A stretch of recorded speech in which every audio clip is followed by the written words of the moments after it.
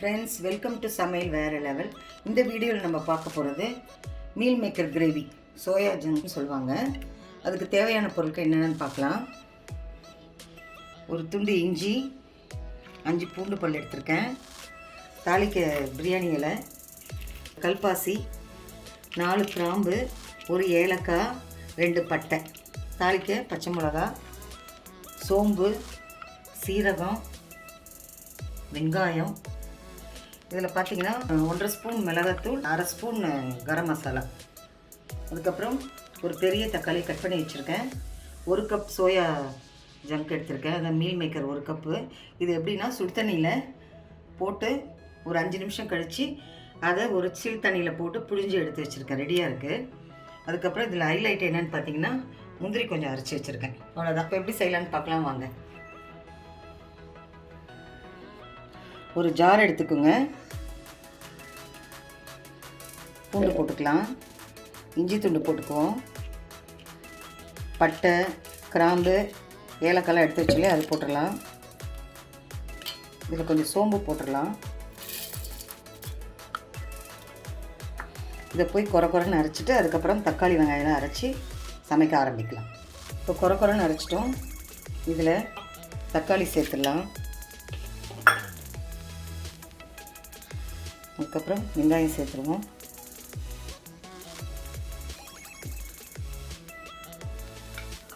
அவ்வளோதாங்க. இப்போ இதை பேஸ்ட்டாக அரைச்சிட்டு வந்துடலாம். ஃப்ரெண்ட்ஸ், இப்போ எப்படி செய்யலாம்னு பார்க்கலாம் வாங்க. 1 டேபிள் ஸ்பூன் நெய் எடுத்திருக்கேன், 1 டேபிள் ஸ்பூன் ஆயில் ஊற்றிருக்கேன்.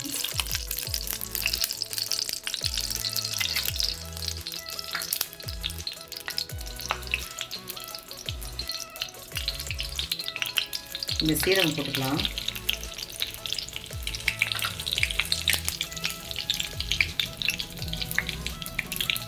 ஒரு பச்சை மிளகாய் கீறி வச்சுருக்கேன், அதை போட்டுடலாம்.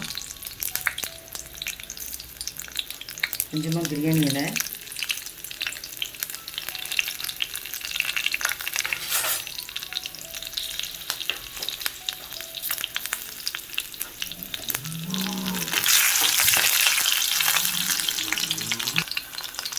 இப்போ அரைச்சி வச்சு இந்த விழுதை ஊற்றிடலாம்.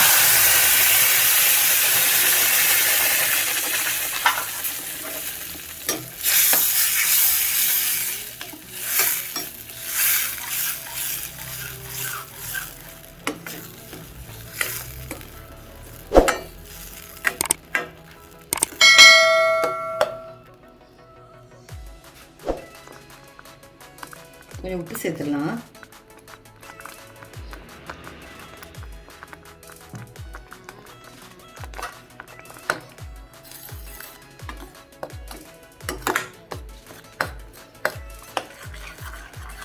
இந்த அரைச்ச விழுதோட பச்சை வாசனை போகிற வரைக்கும் கொஞ்சம் வதக்குவோம்.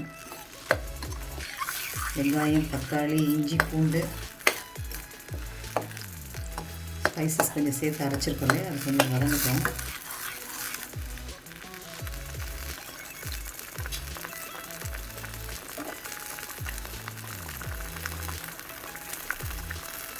இப்போ எடுத்து வச்சுருக்கேன்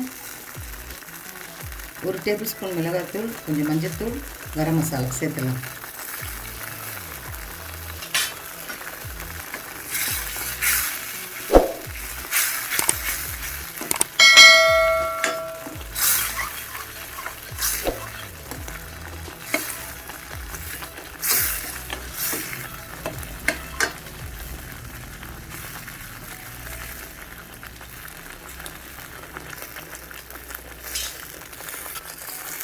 கொஞ்சம் தண்ணி சேர்த்து கொஞ்சம் கொதிக்க விடலாம்.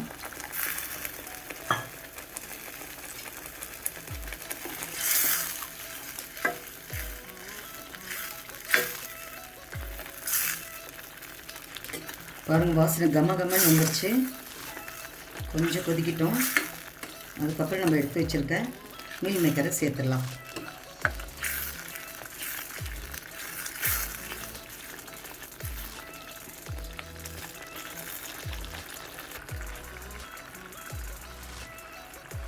இப்போ ரெடியாக எடுத்து வச்சுருக்கேன் மீல் மேக்கர் சோயா ஜங்க் போட்டுடலாம்.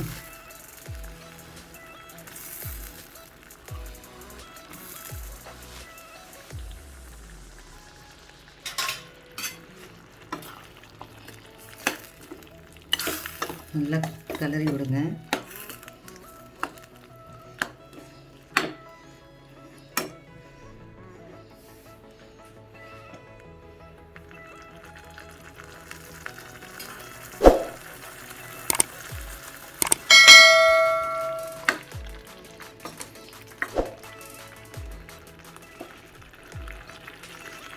நல்லா கொஞ்சம் பச்சை வாசனை போய் நல்ல வாசனை வருது.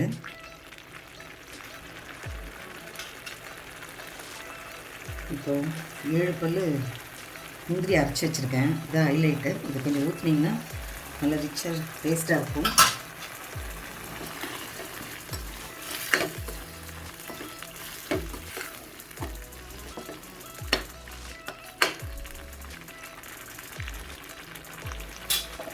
சிம்மில் வச்சுட்டு ஒரு 2 நிமிஷம் மூடி எடுத்துடலாம். இப்போ ஓப்பன் பண்ணி பார்க்கலாம். கிரேவி ரெடி ஆகிடுச்சு. பார்த்தீங்களா,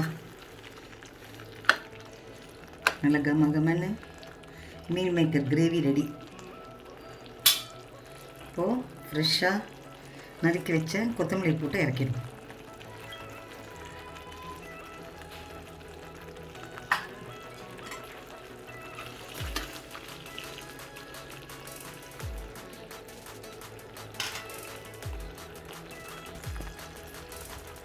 அவ்வளோதாங்க. ஸ்டவ் ஆஃப் பண்ணிவிடுங்க. Meal maker gravy ready.